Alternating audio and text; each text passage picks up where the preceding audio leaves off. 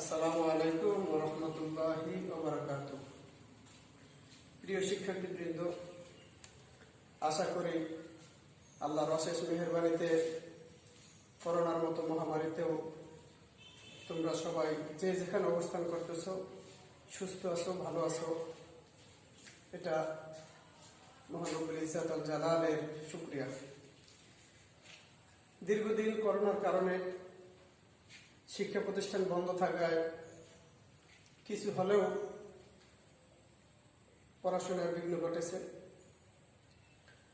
তাই এখন বর্তমানে আমার ঘরে আমার স্কুল শিরোনামে আমরা চালু করেছি অনলাইন ক্লাস। আজকের ক্লাসে আছি আমি মোহাম্মদ আতিকুর রহমান, সহকারী শিক্ষক, কামারকাঠি বালিকা মাধ্যমিক বিদ্যালয়, নেসারাবাদ স্কুল। আজকে আমার আলোচনার বিষয় নবম ও দশম শ্রেণীর ইসলাম ও নৈতিক শিক্ষা বইয়ের দ্বিতীয় অধ্যায়ের শরীয়ত সম্পর্কে আমি এখন কিছু আলোচনা করব। তো শরীয়ত এটা ইসলামী একটা পরিভাষা। শরীয়ত শব্দটি হচ্ছে আরবি, যার শাব্দিক অর্থ হচ্ছে রাস্তা বা পথ। আর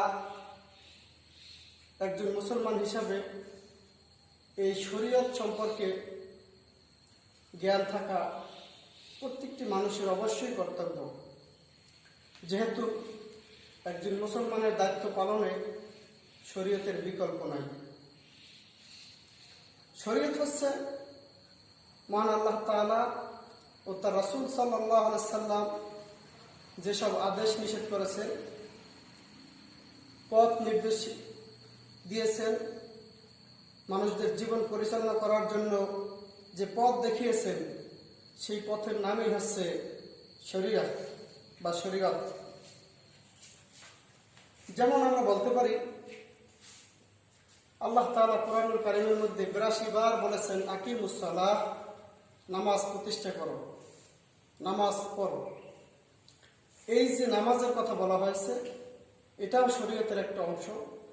যেহেতু শরীয়তের যতগুলো শাখা প্রশাখা রয়েছে, এর মধ্যে ইবাদত বন্দেগীর মধ্যে নামাজ হচ্ছে একটা উল্লেখযোগ্য অন্যতম একটা শরীয়তের অংশ। অতএব এটাকেও আমরা বলতে পারি শরীয়ত। এই শরীয়তটা সবার জন্য অত্যাবশ্যক, ফরজ।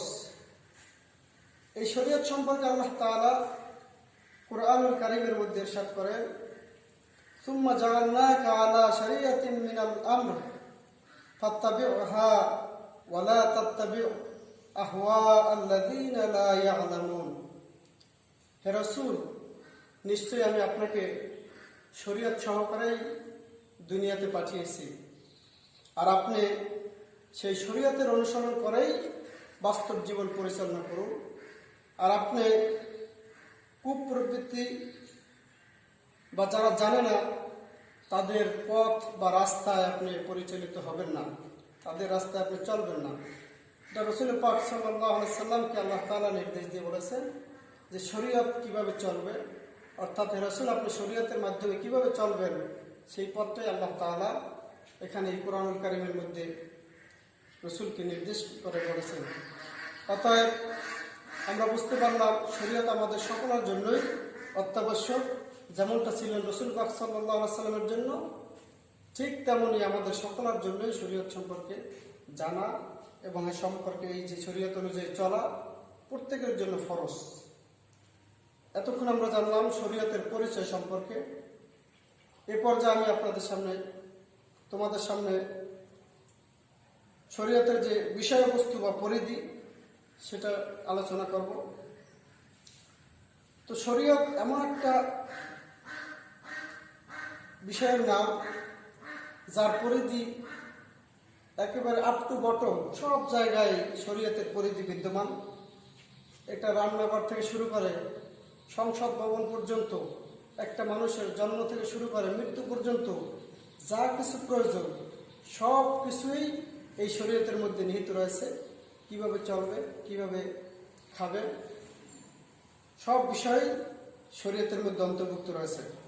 অতএব এটি মানুষের এমন একটা সার্বিক ও পূর্ণাঙ্গ জীবন ব্যবস্থা যা মানুষের জীবনের সকল বিধিবিধান এর মধ্যেই বিদ্যমান। তাই বলা হয় Islam is the complete code of life. ইসলাম হচ্ছে একটি পূর্ণাঙ্গ জীবন বিধান। এই শরীয়ত সম্পর্কে আল্লাহ তাআলা কোরআনুল কারীমের মধ্যে ইরশাদ করেন, আল-ইয়াওমা আকমালতু লাকুম দীনাকুম ওয়া আতমামতু আলাইকুম নি'মাতি ওয়া রাদিতু লাকুমুল ইসলামা দীনা। আজ আমি তোমাদের উপর ইসলাম ধর্মকে পরিপূর্ণ করে দিলাম এবং আল্লাহ তাআলা সন্তুষ্টময় একটি ধর্ম হিসেবেই এই ইসলামকে আল্লাহ তাআলা মনোনীত করলেন এবং নিয়ামত হিসাবে একটা পরিপূর্ণ ধর্মই আমাদেরকে আল্লাহ দিলেন। সেটাই আল্লাহ রাব্বুল আলামিন এই আয়াতের মাধ্যমে জানিয়ে দিলেন। অতএব বোঝা যায় যেহেতু ইসলাম একটি পূর্ণাঙ্গ জীবন বিধান, আর এই জীবন বিধানের আলোচনাগুলা, জীবন বিধানের পথগুলি, সঠিক রাস্তাগুলি কোথায় পাবো? শরীয়তের মধ্যে পাবো। অতএব শরীয়তের পরিধি হচ্ছে একটি পূর্ণাঙ্গ জীবন বিধান, একটা মানুষের জন্ম থেকে শুরু করে মৃত্যু পর্যন্ত এবং মৃত্যুর পরেও পরবর্তী জীবন সম্পর্কেও এই শরীয়তের মধ্যে বিস্তারিত আলোচনা রয়েছে।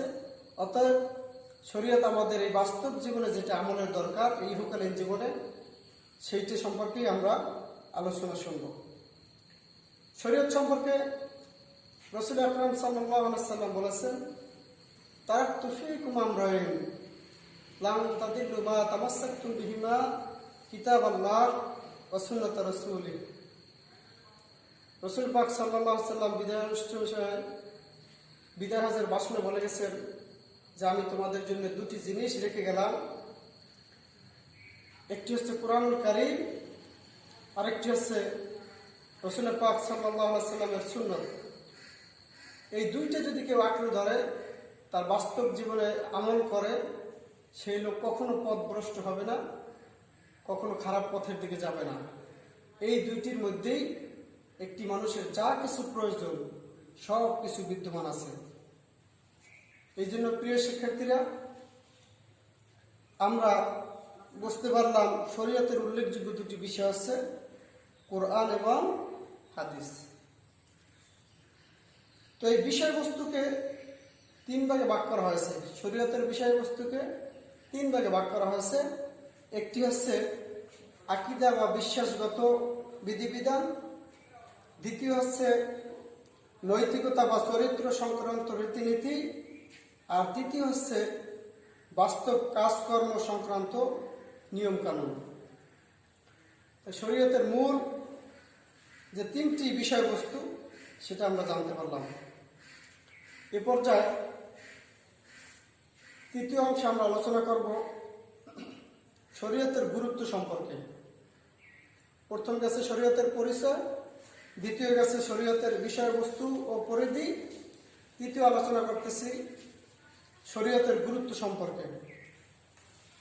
শরীয়ত মান্য করলে আমাদের লাভ কি, এটার কতটুকু গুরুত্ব আছে যে আমাদের পালন করতেই হবে, সে বিষয় সম্পর্কে কয়েকটি জিনিস তোমাদেরকে জানাতেছি।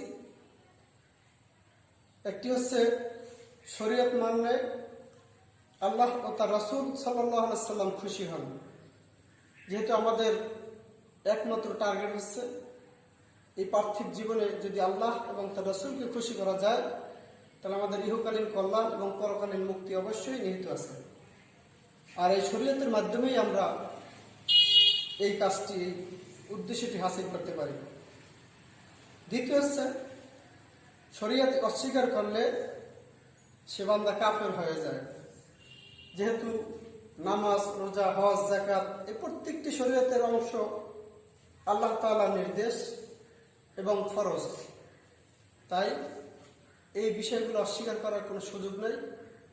যদি কেহ অস্বীকার করে তো সে ব্যক্তি কাফের হয়ে যাবে। অতএব আমরা কাফের থেকে বাঁচার জন্য শরীয়তের জ্ঞান থাকা এবং শরীয়ত অনুযায়ী আমল করা আমাদের প্রত্যেকের জন্য অত্যাবশ্যক। আরেকটি বিষয় হচ্ছে শরীয়তের মাধ্যমে হালাল হারাম, ফরজ ওয়াজিব, সুন্নাত, মুস্তাহাব, নফল, এই যে বিষয়গুলি কোনটি আমার জন্য অত্যাবশ্যক জরুরি, কোনটা আমাকে করা ঠিক হবে না, কোনটা আমার জন্য হারাম, এই বিষয়গুলো শরীয়ত সম্পর্কে জ্ঞান থাকলে সে বুঝতে পারবে এবং এই শরীয়তের জ্ঞানের মাধ্যমেই সে এই হালালকে হালাল জেনে আমল করতে পারবে এবং হারামকে হারাম জেনেই বর্জন করতে পারবে। এই জন্য শরীয়তের জ্ঞান সবার জন্য খুবই জরুরি। আরেকটি বিষয় হচ্ছে এই শরীয়তের মাধ্যমে নামাজ, রোজা, হজ, যাকাত সম্পর্কে বিস্তারিত বর্ণনা আমরা জানতে পারবো এবং এই শরীয়ত পালন করতে পারবো যে কিভাবে নামাজ পড়লে আমাদের পুঙ্খানুপুঙ্খরূপে হবে, কোনটা আল্লাহর কাছে প্রিয়, কোন পদ্ধতিটা আল্লাহর কাছে খুব বেশি পছন্দনীয়, এই বিষয়গুলি আমরা শরীয়তের মাধ্যমে জানতে পারবো। ৫ম নম্বর হচ্ছে এই শরীয়ত পালনের মাধ্যমে জান্নাত লাভ করা যায় এবং জাহান্নাম থেকে মুক্তি পাওয়া যায়, যেটা প্রত্যেক মানুষেরই অবশ্যই কাম্য যে আমি জান্নাত পেতে চাই এবং জাহান্নাম থেকে বাঁচতে চাই। আর এই উদ্দেশ্য হাসিলের জন্য অবশ্যই প্রত্যেককে শরীয়তের নির্দেশনাবলী মানতে হবে, এটা বাস্তব জীবনে আমল করতে হবে। আমরা এ পর্যায়ে শরীয়তের ৪র্থতম অংশ, এই অধ্যায়ের যে শরীয়তের উৎস কি, সে উৎস নিয়ে আলোচনা করব। সেই উৎসটা হচ্ছে, যেহেতু আমরা ইতিপূর্বেই শরীয়তের সংজ্ঞা করেছি যে আল্লাহ এবং তার রাসূলের আদেশ নিষেধই হচ্ছে শরীয়ত, অতএব আল্লাহ তাআলার যেটা আদেশ সেটা আমরা পাই কোরআনের মাধ্যমে, আর রাসূল করিম সাল্লাল্লাহু আলাইহি ওয়াসাল্লামের যে আদেশ বা নির্দেশ সেটা পাই হাদিসের মাধ্যমে। অতএব আমরা সুস্পষ্টভাবে বুঝতে পারলাম যে শরীয়তের উৎস হচ্ছে, মূল উৎস হচ্ছে দুটি, একটি হচ্ছে কোরআন আর একটি হচ্ছে হাদিস। পরবর্তীতে কোরআন ও সুন্নাহর আলোকে আরো দুটি উৎস নির্ধারণ করা হয়েছে, সেটা হচ্ছে ইজমা ও কিয়াস। সর্বোপরি আমরা বলতে পারি শরীয়ত মোট 4 প্রকার: কোরআন, সুন্নাহ, ইজমা, কিয়াস। এই 4টি যদি কেউ বাস্তব জীবনে আমল করে তাহলে সে পরিপূর্ণ শরীয়ত পালন করতে পারলো এবং এই শরীয়ত পালনের মাধ্যমে সে জান্নাতের পথকে সে ইহকালেই সহজ করে নিল। কোরআন কি? মানুষের যা কিছু আমলের বিষয় সেটা কোরআনের মাধ্যমে আমরা পাই। হাদিস, রাসূল পাক সাল্লাল্লাহু আলাইহি সাল্লামের হাদিসের মাধ্যমে আমরা সুন্নাত তরিকায় চলার পথ পাই, যেটা কোরআন হাদিসে সরাসরি পাওয়া যায় না। আলেম ওলামাগণ একত্রিত হয়ে একটা সম্মিলিত সমন্বয় করে একটা সিদ্ধান্ত নিয়েছেন যে মাসালাগত বিষয়, সেটা ইজমা।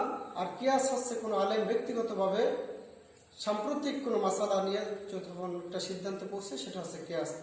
অতএব আমরা আজকের এই পাঠ থেকে 4টি বিষয় সুস্পষ্টভাবে জানতে পারলাম। তোমাদের বাসায় আরো বেশি বেশি এই বিষয়ে স্টাডি করার জন্য আমার নির্দেশ রইল। সবাই ভালো থাকো, সুস্থ থাকো, স্বাস্থ্যবিধি মেনে চলো। আল্লাহ সকলকে ভালো রাখুক।